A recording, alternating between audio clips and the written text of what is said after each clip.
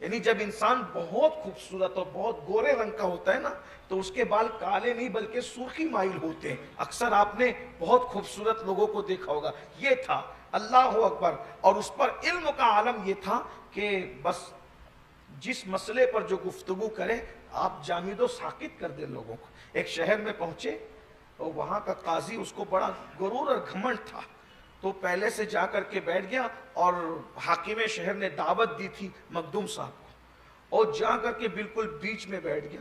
اور بیچ میں بیٹھنے کے بعد دل میں سوچ رہا ہے ایسے ایسے سوال کروں گا اشرف سے کہ جواب نہیں دے پائے گا, اور آج یہ ذلیل ہو جائے گا اور پتہ چلے گا کہ میرا علم کتنا ہے, اس کے پاس کوئی علم نہیں ہے. تو مخدوم صاحب جیسے دروازے پہ پہنچے محل کے, بادشاہ کے محل کے, تو چونکہ وہ سب کو سکھا کے لایا تھا کہ میں اتنے مشکل سوال کروں گا نا اس سید سے کہ یہ جواب ہی نہیں دے پائے گا, ذلیل ہو جائے گا.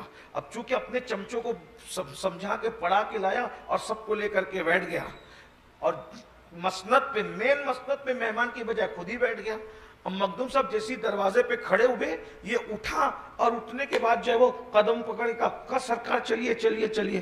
سب حیران ہو گئے کہ یہ تو ذلیل کرنے کے لیے آیا تھا, یہ سب چلیے چلیے کیا کر رہا ہے. تو بہرحال سرکار بیٹھے, بیٹھنے کے بعد جو ہے پھر اس کے بعد مخدوم صاحب کھانا کھائے چلے گئے. تو مخدوم صاحب نے دروازے پہ داخل ہوتے وقت ایک جملہ کہا تھا, بس کون سے اشرف سے سوال کرنا ہے. ایک جملہ کیا کہا تھا, کون سے اشرف سے, بس ایک جملہ, کون سے اشرف سے سوال کرنا ہے. اور دوڑا ہوا آیا, قدموں پہ گرا, کا سرکار چلیے بٹھایا. تو جب معاملہ سب ختم ہو گیا, اب وہ تو سرنڈر ہو گیا, تو لوگوں نے کہا بڑی بڑکی مار رہے تھے اور کہتے ذلیل کریں گے, سوال کر کچھ پوچھا ہی نہیں تم نے. اور کہا تجھے کیا پتا, تم لوگوں کو کیا پتا بدبختو.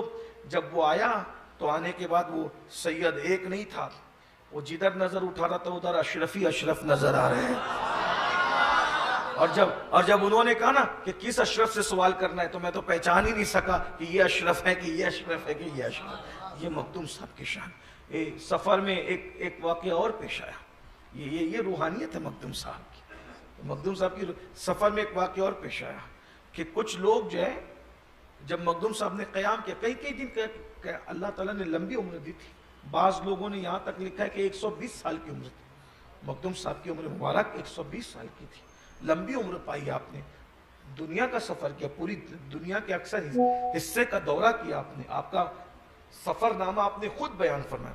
تو سفر کے درمیان کئی دن قیام بھی کرتے تھے, تو اس درمیان کچھ لوگ معتقد ہو جاتے تھے, کچھ لوگ مخالف ہو جاتے تھے. تو کچھ لوگ ایسے ہو گئے, کچھ مسخرے مخالف ہو گئے. مسخرے سمجھتے ہیں, کچھ لوگوں کی عادت ہوتی ہے نا سب کا مذاق اڑانے کا, اس کو مسخرہ کہتے ہیں, مسخرے. تو کچھ مسخرے مخالف ہو گئے, اور جب مسخرے مخالف ہوئے تو سرکار مخدوم پاک کا انہوں نے مذاق اڑانا چاہا. اب مذاق اڑانا چاہا تو انہوں نے ایک جنازہ تیار کیا, اور جنازہ تیار کر کے لائے, اور لا کر کے کہتے ہیں کہ سید نماز پڑھا دو. آپ نے, میں مسافر آدمی ہوں, جاؤ کسی اور سے پڑھوا لو, ابھی آپ مجھے نہیں جانتے, میں آپ کو نہیں جانتا, کسی اور سے نماز پڑھو. نہیں آپ سید زادے, آپ پڑھا دیں نماز. اور پلان یہ تھا کہ جیسے ہی اللہ اکبر کہیں گے تو ہم جو ہے وہ تم اٹھ کر کے بیٹھ جانا, ہم ان کا مذاق بنائیں گے. واہ صاحب, خوب آپ کی کرامتوں کا ظہور ہو رہا ہے, اور آپ مردے زندہ کر رہے ہیں اور خوب ذلیل کریں گے. مخدوم صاحب نے بہت معذرت کی, نہیں مانے. بالآخر کا اچھا ٹھیک ہے, اگر جنازہ ہی پڑھوانا ہے تو پھر جنازہ رکھ دو. انہوں نے رکھ دیا. وہ چادر ڈال کر کے مخدوم صاحب نے اللہ اکبر کہا, پیچھے کھڑے ہو کے ہنس رہے تھے, اور پہلی تکبیر پہ نہیں اٹھا, دوسری تکبیر پہ نہیں اٹھا, تیسری تکبیر پہ نہیں. اب تو پریشان ہوئے. جب آپ نے سلام پھیرا, کہا لے جاؤ اب دفن کر دو, لے جاؤ دفن کر دو, کہ وہ مر چکا. تو کہا حضرت, وہ کہا کہ مردوں کا ہی جنازہ پڑھایا جاتا ہے, اب لے جا کے دفن کر دو. پھر انہوں نے قدم پکڑے, کہا کہ حضرت ہم تو آپ سے معافی چاہتے ہیں, ہم آپ کی عظمت سمجھ نہ سکے, میں آئندہ ایسی حرکت کسی فقیر کے ساتھ نہ کرنا. اور پھر آپ نے دعا کی, اور آپ کی دعا سے مردہ زندہ ہو گیا. یہ روحانیت کا مقام ہے. اس کے باوجود علاؤ الحق پنڈوی جیسے مرشد کی تربیت کی ضرورت ہے. آپ کو اور فرمائیں, یہ اسلام میں تربیت کی اہمیت ہے. اب میں آپ سے کیا کہوں, ملاقات ہو رہی ہے مخدوم جہانیہ جہاں گشت سے, اور جنازہ پڑھا رہے شرف الدین یحییٰ منیری جیسے مخدوم کا, اور جا رہے تربیت کے لیے. لیکن علاؤ الحق پنڈوی کیا ہستی ہوگی, سمنان سے سفر کر کے پیدل چلتے ہوئے ایک بندہ صرف روحانی تربیت کے لیے، یعنی صاحب کرامت ہونے کے بعد بھی کسی کو روحانی تربیت کی ضرورت باقی رہتی ہے۔ آج کے اس پورے خطاب میں آپ کو کچھ یاد رہے نہ یاد رہے، یہ ذہن میں رکھ لیجئے، جب جسمانی تربیت کی اتنی اہمیت ہے تو روحانی تربیت کی کتنی اہمیت ہوگی۔ اور جسمانی تربیت کے لیے جو مربی ہوتا ہے وہ بتاتا ہے بات ایسے نہ کرنا، ایسے کرنا، کھانا الٹے ہاتھ سے نہ کھانا، سیدھے ہاتھ سے کھانا، مسجد میں قدم الٹا نہ رکھنا، سیدھا رکھنا، کہاں نہ لگانا، مسکرانا، کپڑے ایسے نہیں ایسے پہننا، پیر کبھی نہیں پھیلانا۔ یہ کون کرتا ہے؟ یہ جسمانی مربی کرتا ہے، جو جسم کی تربیت کرتا ہے۔ اور جو روح کی تربیت کرنے والا ہوگا وہ کس شان سے تربیت کرتا ہوگا۔ صاحب رحمت اللہ تعالی علیہ کے پہنچنے سے پہلے لوگ بیان کرتے ہیں کہ سیدی علاؤالحق پنڈوی رحمت اللہ علیہ ایسے بے چین رہتے تھے جیسے پانی کے بغیر کوئی بے چین پیاسا رہتا ہے۔ 2 سال تک علاؤالحق پنڈوی رحمت اللہ علیہ بے چین رہے اور کہتے تھے کہ جس کی تلاش تھی وہ آ رہا ہے، لیکن کب آئے گا؟ آ جائے گا کہ کل آئے گا؟ آ جائے۔ اس سے مرشد کی بھی اہمیت پتہ چلتی ہے اور پیر کی بھی اہمیت پتہ چلتی ہے کہ پیر اتنا بڑا ہے کہ مرید جا رہا ہے، اور مرید کتنا اہم ہے کہ مرشد اس کا انتظار کر رہا ہے۔ وہ بھی کون سا مرشد؟ علاؤالحق پنڈوی۔ علاؤالحق پنڈوی کو جانتے ہو؟ علاؤالحق پنڈوی جب تک کہ اخی سراج سے مرید نہیں ہوئے تھے، اخی سراج بھی ان سے ڈرتے تھے۔ جب محبوب الہی نے فرمایا نا کہ اخی سراج تم بنگال جاؤ، بنگال جاؤ، کہا حضرت وہ بنگال میں تو وہ ان کے جملے ہیں، استغفر اللہ میں کیا کہوں، انہوں نے کہا، اس لیے کہہ رہا ہوں، نقل کر رہا ہوں، انہوں نے کہا تھا وہ بنگال میں ڈاکو رہتا ہے، وہ ڈاکو۔ کہا کیا؟ کہا کون ہے؟ وہ علاؤالحق پنڈوی۔ وہ کیا کرتا ہے؟ بولے اس کے پاس اتنا پاور ہے، اس کے شہر کے قریب سے جو گزرتا ہے اس کا علم چھین لیتا ہے، وہ جاہل بنا دیتا ہے۔ مرید ہونے سے پہلے علاؤالحق پنڈوی جو عالم گزرا اس کے سینے سے علم چھین لیتے تھے، بہت گھمنڈ ہے نا، علم سے چھین لیتے تھے۔ مرید نہیں ہوئے تھے، مرید ہونے سے پہلے یہ شان تھی علاؤالحق پنڈوی کی۔ محبوب الہی نے کہا جاؤ، کہا حضرت وہ علم ہی چھین لے گا، جب کچھ ہوگا نہیں تو کیا کریں گے؟ کہا جاؤ غلام بن جائے گا، جاؤ غلام، سب کا چھینا تمہارا نہیں چھینے گا۔ وجہ ہاں، جن کو گھمنڈ ہوتا ہے ان کا چھینا جاتا ہے، جو شکر کرتے ہیں ان کا چھینا نہیں جاتا، جن پر عنایت الہی ہوتی ان کا چھینا نہیں جاتا۔ کہ یہ وہ لوگ ہیں، کبھی بیٹھیے ذرا ان کے تذکرے سنیے کیجئے، میرے ابا، میرے دادا، میرے لکڑ دادا، یہ سب چھوڑیے، اللہ والوں کو سنیے تو تمہارا ایمان تازہ ہوگا۔ یہ کیا لوگ ہیں آپ کی جماعت میں جن کو وسیلہ بناتے ہو؟ یہ کیا لوگ ہیں جن کو اللہ کی بارگاہ میں پیش کرو گے؟ کیا لوگ ہیں جن کے دامن سے وابستہ ہوئے ہو؟ کیا لوگ ہیں یہ؟ اور پھر یہ لوگ ایسے ہیں تو ان کو ولی بنانے والے سرکار غوث اعظم جیسے لوگ کیسے ہوں؟ ایک غریب نواز لوگ جن کی غلامی میں یہ ہے، وہ غریب نواز کیسے ہوں گے؟ کیا شان والے لوگ ہیں۔ تو سرکار محبوب الہی نے فرمایا کہ وہ سب کا علم چھین لیتا ہے، تمہارا نہیں چھینے گا، اور دعا دی سینے پہ رکھا کہ وہ غلام بنے گا۔ اور پھر اخی سراج سے وہ مرید ہوئے، اور بڑی ہستی، بہت بڑے عالم تھے علاؤالحق پنڈوی، اور سیدنا خالد ابن ولید کی اولاد میں سے حضرت علاؤالحق پنڈوی حضرت خالد بن ولید کی اولاد میں سے۔ اب یہاں پر میں 2 جملے کہوں گا، کیونکہ میری اپنی عادت یہ ہے کہ میں لوگوں کی پسند کی تقریر کی بجائے لوگوں کی ضرورت پہ زیادہ بولنا چاہتا ہوں، پسند کی بجائے ضرورت پہ، اس لیے کہ مہمان کو کھانا پسند کا کھلایا جاتا ہے، مریض کو پسند کی دوا نہیں دی جاتی، ضرورت کی دوا دی جاتی ہے۔ میری قوم میرے لیے مہمان کی حیثیت نہیں رکھتی، میری قوم میرے لیے مریض کی حیثیت رکھتی ہے۔ جو لوگ صحابہ کے خلاف بک بک کرتے ہیں اور اپنے آپ کو اشرفی بھی کہتے ہیں، میں ان سے کہتا ہوں اگر آپ صحابی کے خلاف بھونک کر کس طرح سے اشرفی رہ جاتے ہو، آپ کی اشرفیت باقی کیسے رہتی ہے صحابی کے خلاف بولنے پہ؟ اس لیے کہ آپ اگر خالد ابن ولید کے خلاف بول رہے ہو تو آپ تو مخدوم صاحب کے پیر کے جد کے خلاف بول رہے ہو، تو مخدوم صاحب کے پیر کے جد کے خلاف اپنے منہ کھولا تو آپ کی نہ چشتیت رہ جاتی ہے، نہ آپ کی اشرفیت رہ جاتی ہے، نہ کسی کی رضویت رہ جاتی ہے، نہ کسی کی قادریت رہ جاتی ہے۔ یاد رکھنا، صحابہ اور اہل بیت یہ ہماری 2 آنکھیں ہیں، جب تک ہم ان کی محبت میں ڈوب نہیں جاتے ہمیں نہ چشتیت کی لذت مل سکے گی، نہ رضویت کی لذت مل سکے گی، نہ اشرفیت کی لذت مل سکے گی، نہ برکاتیت کی لذت مل سکے گی۔ ہم جس طرح اہل بیت کی محبت میں ڈوبے ہوئے ہیں ویسی عظمت صحابہ کا پرچم بھی ہمارے ہاتھوں میں ہونا چاہیے، اور ہماری کیفیت یہ ہونا چاہیے اہل سنت کا ہے بیڑا پار، اصحاب حضور نجم ہے اور ناؤ ہے اطرت رسول اللہ کی۔ اگر خالد ابن ولید معاذ اللہ کوئی غلط انسان ہوتے تو ان کی نسل میں علاؤلق پنڈوی جیسی اولاد کیسے پیدا ہوتی؟ ارے جو آدمی بگڑ جائے اس کی نسلیں اللہ برباد کر دیتا ہے۔ جو انسان چوروں کے یہاں ولی پیدا نہیں ہوتے، یہ کس شان کے لوگ ہوں گے جن کے گھر میں علاؤلق پنڈوی جیسے۔ بتاؤں صحابہ کے گھر میں کیسے کیسے ولی پیدا ہوئے، صحابہ کو گالیاں دینے والوں، صحابہ پہ کفر کا فتویٰ لگانے والوں۔ خالد ابن ولید کے گھر میں علاؤلق پنڈوی جیسا ولی ہے، عمر ابن خطاب کے گھر میں بابا فرید جیسا ولی ہے، نصیر الدین چراغ دہلی جیسا۔ بابا فرید فاروقی ہے، فاروقی۔ اب کوئی عمر فاروق کو غلط بول کر چشتی کیسے ہو سکتا ہے؟ اس لیے کہ فرید کو ہٹا دو تو چشتیت رہتی کہاں؟ چشتیت کی دو شاخیں ہیں، ایک چشتی صابری ہے، ایک چشتی نظامی ہے، اور بابا فرید وہ مجمع البحرین ہے جہاں سے صابریوں کو بھی مل رہا ہے، جہاں سے نظامیوں کو بھی مل رہا ہے۔ اور بابا فرید اولاد کس کی ہے؟ فاروق اعظم کی اولاد ہے۔ میرے بھائیوں یہ ہے خواجہ نصیر الدین چراغ دہلی، یہ فاروقی ہیں، بابا فاروق اعظم کی اولاد۔ اس لیے میں کہتا ہوں معلومات نہیں ہو تو بک بک نہ کیا کرو، اس لیے کہ صحابہ نہ اہل بیت کو چھوڑ کر بھی کوئی فیض نہیں ملتا اور صحابہ کو چھوڑ کر بھی کوئی فیض نہیں ملتا، اس کو اچھی طرح یاد رکھنا۔ تو عرض کیا کر رہا تھا؟ حضرت علاؤلق پنڈوی 2 سال تک بے چین ہے، 2 سال تک بے چین ہے، بے قرار ہے۔ کب آتا ہے؟ کبھی کبھی تو بے چینی میں شہر کے باہر نکل جاتے ہیں کہ اشرف آ رہے ہوں گے، چلو استقبال کر کے لاتے ہیں، جاتے ہیں، پھر شام تک رستہ دیکھتے ہیں، نہیں آتے تو پھر بے چینی سے واپس آتے ہیں۔ پھر 2 دن پہلے خضر علیہ السلام ہے، کہا وہ پرسوں آ رہے ہیں، پرسوں آ رہے ہیں۔ کیا شان ہے ہمارے مرشد کی، مخدوم اشرف کی، جس کا پیر استقبال کرنے جا رہا ہے، وہ بھی کس شان سے؟ اپنے مرشد کی پالکی لے کے جا رہے ہیں کہ مرشد کی پالکی پہ مرید کو بٹھا کے لاؤں گا۔ سمجھے نا مقام اشرف کیا ہے؟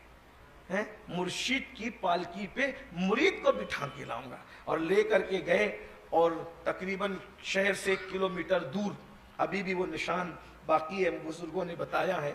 کبھی مخدوم علاؤلق پنڈوی کی بارگاہ میں جائیے، کبھی حاضری دیجیے، آپ جائیں گے تو آپ کو سمجھ میں آئے گا کہ آپ آئے کہاں ہو۔ کبھی جائیے تو آپ کو میں پہلی مرتبہ گیا تھا، سب کو گیا کیا تھا بلکہ بلایا گیا تھا، اور مجھے خطاب کے لیے بلایا گیا تھا۔ حضرت شہزادہ مخدوم سمنا سید جلال الدین اشرف میاں قادری میاں صاحب نے کہا تھا کہ تجھے آنا ہے، میں گیا تھا۔ 3 بار دعوت ملی، 3 بار نہیں جا سکا۔ پہلی بار دعوت ملی تو کووڈ آیا، دوسری بار دعوت ملی تو دوسرا دور آیا، تیسری بار دعوت ملی تو میں نے کہا کون سی مصیبت آتی ہے پتہ نہیں، لیکن پھر بہرحال میں پہنچ گیا، اور جب پہنچا تو مجھے لگا کہ میں کہاں آیا۔ بہت سادہ سا مزار ہے لیکن روحانیت دل کی آنکھوں سے محسوس ہوتی، جائیے کبھی دیکھیے، اور پھر اس کی برکات سمیٹیے۔ اللہ اکبر، وہاں جتنی دعائیں میں نے کی، اللہ کے گھر میں کہہ رہا ہوں، جتنی دعائیں میں نے کی، گھر آنے سے پہلے وہ ساری دعاؤں کے اثرات میں نے اپنی آنکھوں سے دیکھے۔ بارگاہ ہے، لیکن پھر یہی کہتا ہوں، جانا ہے تو جانے والوں کی طرح جاؤ، شکی دل لے کے نہیں جانا، یقین لے کے جاؤ، پھر دیکھو برکات کیا برکات۔ میں یہ سوچ کے گیا تھا پہلی مرتبہ کہ جہاں میرا مخدوم سوالی بن کر گیا ہو وہ چوکھٹ کیسی ہوگی، جہاں اپنی روحانی تربیت کے لیے گئے وہ چوکھٹ کیسی ہوگی۔ خالد ابن ولید سیف اللہ کا شہزادہ، اللہ کی تلواروں میں سے ایک تلوار جس کو رسول اللہ نے لقب دیا ہے، اس خانوادے کا چشم و چراغ علاؤلق پنڈوی، جو مرید ہونے سے پہلے لوگوں کے سینے کے علم کو سلب کر لیتا ہو۔ آخر چلے تو صحیح، اور پھر گئے، پھر برکات دیکھی۔ ایک طویل سفر نامہ ہے، اس کا ذکر نہیں کرتا میں، وقت ختم ہو گیا، بابا تاج الدین پر بھی آ جاتا ہوں، لیکن پہلے ایک بات سن لیں۔ پھر یہ ہوا کہ گئے اور جا کر کے 1 کلومیٹر کے تک استقبال کیا، اور پھر لائے۔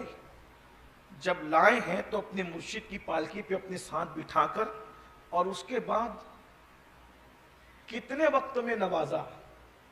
علاء الحق پنڈوی نے مخدوم صاحب کو خدمت تو 20 سال اور تقریباً 12 یا 20 سال دونوں کول ملتے ہیں, اتنی خدمت کی تربیت ہوتی رہی, لیکن جس کے لیے آئے تھے اتنے اس مقام پر پہنچانے کے لیے اور نوازنے کے لیے کتنا تھا. وہاں پر چاول کی کچھ کوئی غذا پکتی ہے, اس کو کیا کہتے ہیں, اچھا ہی اس کو کچھ کہتے ہیں, بنگال میں ابلے ہوئے چاول پکتے ہیں, ہاں جو بھی اس کو کہتے ہیں.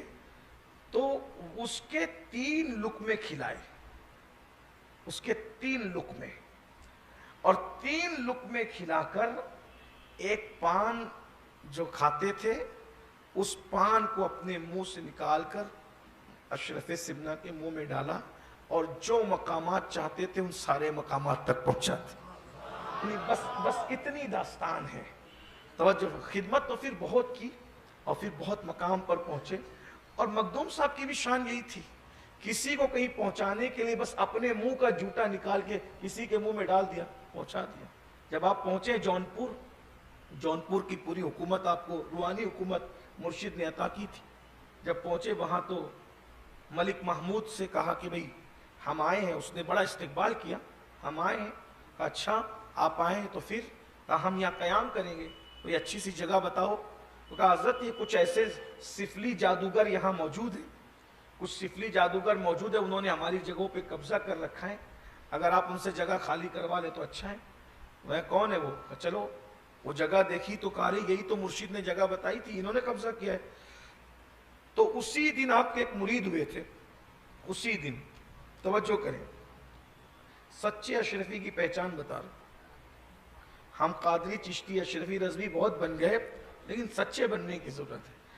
پہلے دن کا, ایک دن کا اشرفی, ایک دن کا مرید, اس مرید کو کہتے ہیں جمال الدین راوت.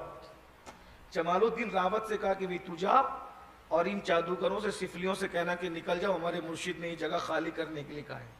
اب جمال الدین راوت جو تھے وہ بچپنے سے ان سفلیوں کو اور جادوگروں کو دیکھ رہے تھے, تو ان سے ڈرے سہمے رہتے تھے کہ بڑے جادوگر ہیں, سفلی کرنے والے ہیں. کہا حضرت یہ بہت خطرناک لوگ ہیں, میں بچپنے سے ان کو جانتا ہوں, میں نہیں جاؤں گا. آپ نے, میں کیوں؟ کہا مجھے ڈر لگتا ہے. مخدوم صاحب پان کھا رہے تھے, اپنے منہ سے نکالا اور جمال الدین راوت کے منہ میں ڈالا. جمال الدین راوت اب جمال الدین اشرفی. اتنا ٹائم اپنے منہ کا پان نکال کر کے اس کے منہ میں ڈال, ان کے منہ میں ڈال دیا. اب جیسی جمال الدین, دل کی کیفیت بدل گئی. بچپنے سے جن سفلی جادوگروں سے ڈر رہے تھے, اب جا کر کے کھڑے ہو گئے. کھڑے ہوئے کہا چلو بھائی خالی کرو, جو تم نے جگہ پہ ناجائز قبضہ کر رکھا ہے ہٹو یہاں سے. ہمارے مرشد نے کہا وہ رہیں گے. کہا ہم ایسے نہیں جائیں گے, ہمیں طاقت سے خالی کرو تو ہم جائیں گے, ہمارا مقابلہ کرو. کہا کیا مقابلہ کرنا ہے, چلو آؤ. تو انہوں نے جادو اور سفلی کے زور سے جمال الدین راوت کے سامنے چوٹیاں چوٹیاں پھیلا دی, اور چوٹیاں سب جمال الدین راوت کی طرف جانے لگی. ایک پان میں کبھی کوئی چلہ نہیں کرایا, کوئی وظیفہ نہیں کرایا, کوئی کچھ نہیں دیا, صرف منہ میں اپنے پان کا اگال ڈال دیا. جمال الدین راوت نے جیسی آنکھوں سے چوٹیوں کو دیکھا سب غائب ہو گئی.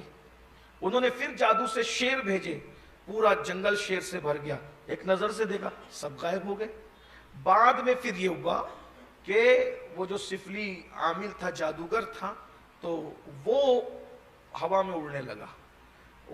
تو جلتے وقت تو مخدوم صاحب نے اپنا عصا دیا تھا جمال الدین راوت کے ہاتھ میں, یہ لے کے جانا, جانتے تھے کہ کیا کام آئے گا. وہ جیسی ہوا میں اڑنے لگا, جمال الدین راوت نے مخدوم صاحب کے عصا کو کہا بھئی اب تم بھی جاؤ. وہ گیا اور ایسا سوٹا مخدوم صاحب کا ڈنڈا پڑا اس کے سر پہ, مارتے مارتے نیچے لایا, اور نیچے آیا تو سیدھا مخدوم صاحب کے قدموں میں. کہا حضور اب ہمیں بھی کلمہ پڑھائیے اور اسلام میں داخل کیجیے. مخدوم صاحب نے اس کا نام عبداللہ رکھا. کہا اب جگہ کیا خالی کرنا, ہم بھی آپ کی, جگہ بھی آپ کی ہے, سرکار یہاں رہے. سرکار نے اس کا نام رکھا روح آباد. کیا رکھا؟ روح آباد. اور اسی کو ہم اس وقت مخدوم صاحب کے مزار کی شکل میں دیکھتے ہیں. یہ مخدوم صاحب ہے. اور بھی داستان یاد آتی ہے, لیکن اب اس وقت اس کی اجازت نہیں دیتا. 2 منٹ میں بابا تاج الدین کی داستان سے. بابا تاج الدین, ابھی آپ نے سنا مخدوم صاحب کس کی اولاد ہیں؟ امام جعفر صادق کے صاحبزادے سید اسماعیل آرج کی اولاد. بابا تاج الدین امام حسن عسکری کی اولاد. امام حسن عسکری کون؟ امام حسن عسکری کون ہے؟ یہ اہل بیت کے 11ویں امام ہیں۔ امام علی، ان کے بیٹے امام حسین، ان کے بیٹے امام زین العابدین، ان کے بیٹے امام باقر، یاد رکھنا یہ سب نام، یہ غوث اعظم کے بھی غوث اعظم لوگ ہیں، یہ غوث العالم کے بھی غوث اعظم لوگ ہیں۔ کیا؟ امام علی، امام حسین، ان کے بیٹے امام زین العابدین، ان کے بیٹے امام محمد باقر، ان کے بیٹے امام جعفر صادق، ان کے بیٹے امام موسیٰ کاظم، ان کے بیٹے امام علی رضا، ان کے بیٹے امام تقی، ان کے بیٹے امام نقی، ان کے بیٹے امام حسن عسکری، ان کی اولاد میں بابا تاج الدین۔ یہ پیدا ہوئے کامٹی میں، کامٹی میں پیدا ہوئے۔ یہ انگریزوں کے دور، ابھی بہت زیادہ وقت نہیں گزرا، آپ کے وصال کو 103 سال ہو رہے بس، یعنی 1 صدی ہو رہی ہے بس آپ کے وصال کو۔ یہ بابا تاج الدین سیلانی بابا، وارث پاک، اعلیٰ حضرت امام اہل سنت، اعلیٰ حضرت اشرفی میاں، یہ سب بزرگ ایک ہی دور کے ہیں۔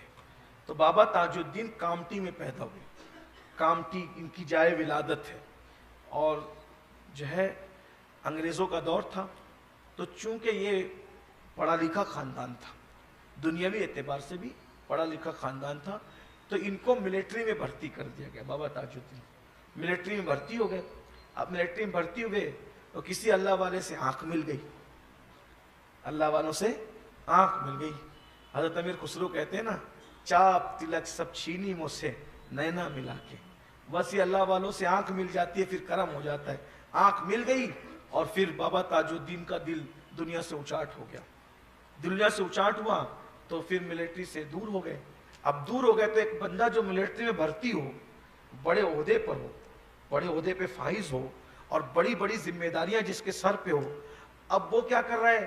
وہ قبرستان میں بیٹھ کے وظیفہ کر رہا ہے، وہ مزارہ پہ بیٹھ کے وظیفہ کر رہا ہے۔ تو لوگوں نے کیا کہہ دیا؟ یہ پاگل ہو گیا۔ لوگ بھی پھر لوگ ہیں، لوگ بھی پھر لوگ ہیں، کہا یہ پاگل ہو گیا۔